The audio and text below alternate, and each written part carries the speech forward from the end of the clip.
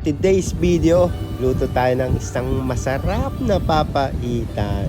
Laman loob ng baka, dila, tsaka esophagus yung ating nabili.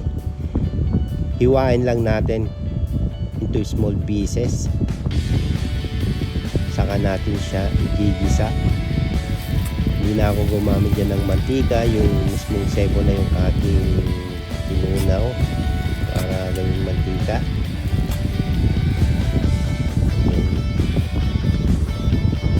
Gigisa natin siya sa sibuyas, bawang, tsaka konting luya para matanggal yung amoy ng baka.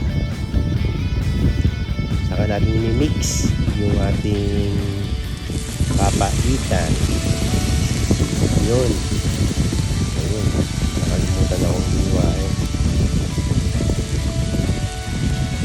yung lungs.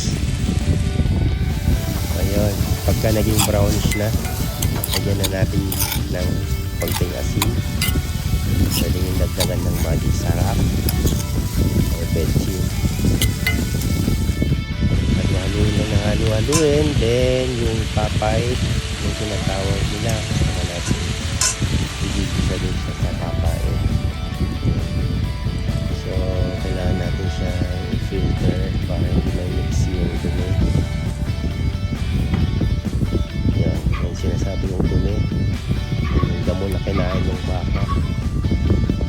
Tatapon na natin yan.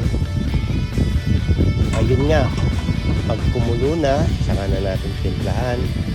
Pwede yung dagdagan ng paminta, sili, saka sinigang mix pag gusto yung medyo asim-asim yung ating papaitan. Ayan na, voila, finished product ng papaitan.